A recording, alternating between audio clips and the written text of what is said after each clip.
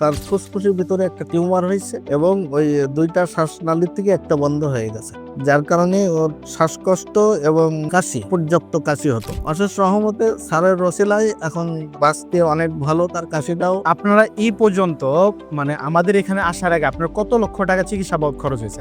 এখন ইন্ডিয়াতে যেহেতু এটা চিকিৎসা করিনি, তারপরেও 5 থেকে 6 লক্ষ টাকা চলে গেছে। 5 থেকে 6 লক্ষ টাকা। জি জি। আসসালামু আলাইকুম, আমি doctor ATM Rezaul Karim, cancer চিকিৎসক অধ্যক্ষ ডাক্তার SM সরোয়ার স্যারের সহযোদ্ধা হিসাবে কাজ করতেছি গণস্বাস্থ্য হোমিওতে। তো এখানে আমরা দেখে আসতেছি আল্লাহর মধ্যে বহুত পেশেন্ট সুস্থ হয়, যাদেরকে দেখতেছি অ্যাম্বুলেন্সে করে নিয়ে আসতেছে বা হসপিটালে আইসিইউতে আছে, ওখান থেকে ব্যাক করে। সেই ধারাবাহিকতায় আজকে আপনাদের সামনে আমাদের ছোট্ট একজন বাবুর পরিচয় করে দিব, যে আমাদের এখান থেকে চিকিৎসা করে আল্লাহর মধ্যে সম্পূর্ণভাবে সুস্থ আছে। সেই সাথে আমরা একটু তার সাথে একটু কথা বলে আসি এবং আপনাদের সাথে বিস্তারিত আলোচনা করবো ইনশাআল্লাহ, তার রিপোর্ট সহ। বাবু কেমন আছো তুমি? ভালো আছো? তোমার নাম? মার্জিয়া। তোমার বয়স কত? 5 বছর। তোমার বাবার নাম? মুজাহিদুল। তোমার আম্মুর নাম? রেখা। আচ্ছা, ইনি কি হয় তোমার? বাপি। আচ্ছা জি, আপনার নাম? মোহাম্মদ মফিজুল ইসলাম। মফিদুল ইসলাম। জি। পেশেন্ট আপনি কি হয় বাবুটা? ভাস্তি, আমার ছোট ভাইয়ের মেয়ে। জি। আপনাদের বাসা কোথায়? আমাদের বাসা সাতক্ষীরা, সাতক্ষীরাতে। কলারোয়া থানা। গ্রাম? গ্রাম Khaddapatta. Post office? Post office Dhandia.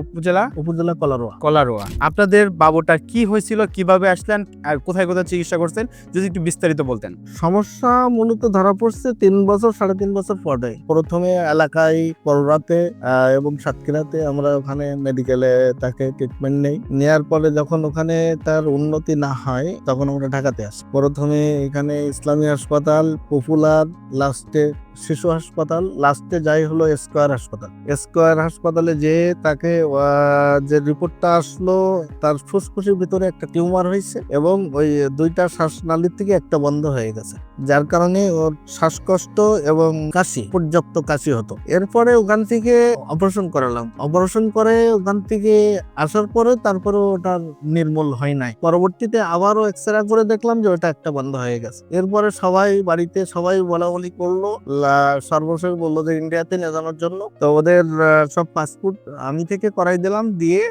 পরে ওদের ইন্ডিয়াতে পাঠালাম। ইন্ডিয়াতে আমরা ইন্ডিয়াতে কোথায় চিকিৎসা নিয়েছেন আপনারা? ভেলোরে নিয়ে গেছিলাম। আচ্ছা। নিয়ে যেয়ে ওখানে ডাক্তার দেখালাম।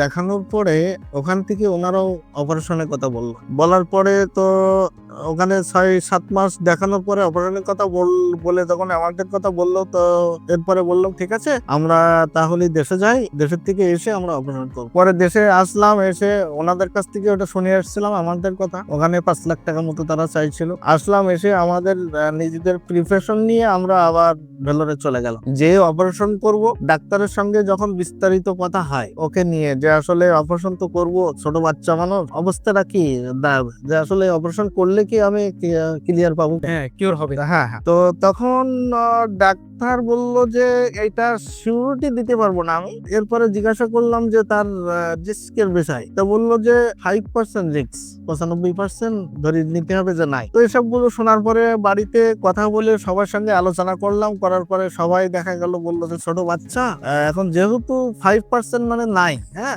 রিস্ক না। হ্যাঁ, তো এই জন্য ওখান থেকে বাড়ির থেকে সবাই বললো ঠিক আছে, অপারেশন করার দরকার নেই, যেভাবে আছে থাকতে চলে আসুক। তো পরে ওদেরকে ওখান থেকে আমরা দেশে নিয়ে আসতে বলছিলাম, ওরা দেশে চলে আসলো। আসার পরে হঠাৎ বাড়িতে বোঝেনি তো, বাপ মার মন বোঝে না। এখন হঠাৎ করে ফোনে স্যারের ইয়ার দেখে আলোচনা করলো ফ্যামিলিতে। করার পরে তো বললো সবই তো দেখে আসলাম। ইন্ডিয়াতে আমাদের মানে সর্বশেষ ভরসা হলো আমাদের কোনো কিছু হলে ইন্ডিয়া। এর চাইতে বাইরে সিঙ্গাপুর, থাইল্যান্ডে যাওয়ার মতো আমাদের অ্যাবিলিটি নেই, যার সুযোগ নেই, যাইতে পারেনি। ঠিক আছে, তো তাহলে স্যারকে দেখাই। স্যারকে আমরা একটু দেখাই, সব তো দেখালাম, ওখানে একটু সময় দেই, দেখি কি হয়। পরে ওখানে দেখানোর পরে 7 মাস ট্রিটমেন্ট হওয়ার পরে আল্লাহ রহমতে, অশেষ রহমতে স্যারের রসিলায় এখন বাঁচতে অনেক ভালো, তার কাশিটাও হালকা আছে। এবং রিপোর্টটা যা পাইছি, রিপোর্টেও দেখা গেল যে এটা ছিল ওইটা আস্তে আস্তে ক্লিয়ার হচ্ছে। সব মিলাই আল্লাহর রহমতে এখন অনেকটা ভালোর দিকে এই অবস্থায় আছে এখন। আপনারা এই পর্যন্ত মানে আমাদের এখানে আসার আগে আপনার কত লক্ষ টাকা চিকিৎসা বাবদ খরচ হয়েছে আপনার? এখন ইন্ডিয়াতে যেহেতু এটা চিকিৎসা করিনি, তারপরেও 5 থেকে 6 লক্ষ টাকা চলে গেছে। 5 থেকে 6 লক্ষ টাকা। জি জি। ইন্ডিয়াতে ইন্ডিয়ার আগে বাংলাদেশ না বাংলাদেশে গেছে। বাংলাদেশে আর ইন্ডিয়াতে দেখা গেল যে ওইরকম 2 লাখ টাকা মতো খরচা হয়েছে। আচ্ছা আর অপারেশনটা করলে আরো এক্সট্রা 5 লাখ টাকা দিতে হতো, যেহেতু ওরা অপারেশন করেনি, আমরা ওখান থেকে চলে আসি। আচ্ছা টোটাল মানে আপনার আগে 7 লক্ষ টাকা আগে খরচ হয়ে গেছে, খরচ হওয়ার পর কোনো রেজাল্ট পান নাই, সবশেষে আমাদের ডাক্তার এস এম সরোয়ার স্যারের নিকট দিয়ে চিকিৎসা শুরু করেন। এই বাচ্চাটা 7 মাস ট্রিটমেন্ট চালানোর পরে আমরা ওনাকে গত মাসে বলছিলাম যে আপনারা এবার পরীক্ষাটা করেন।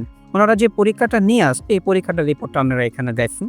এই পরীক্ষার রিপোর্টটার মধ্যে বলা হচ্ছে যে সম্পূর্ণরূপে আল্লাহর রহমতে বাচ্চাটা এখন ওই টিউমারটা আর নাই। যে টিউমারটা নিয়ে আমাদের টেনশন ছিল, টিউমারটা নিয়ে এত কিছু, সেই টিউমারটা এখন আলহামদুলিল্লাহ এই রোগীটার আর নাই। এখন আল্লাহর রহমতে 7 মাসের চিকিৎসায় এই বাচ্চাটা যেমন সুস্থ হয়েছে, আমরা জানি যে এই সমস্ত ট্রিটমেন্টগুলো আপনি ইন্ডিয়া বলেন, সিঙ্গাপুর বলেন, থাইল্যান্ড বলেন, যেখানেই যান, এই সমস্ত বাচ্চাদের বা এই সমস্ত রোগের ট্রিটমেন্ট অপারেশন করলেই যে চলে যাবে বিষয়টা তা না। এটা পুনরায় আবার ফিরে আসে এবং খুব অল্প সময়ের মধ্যে।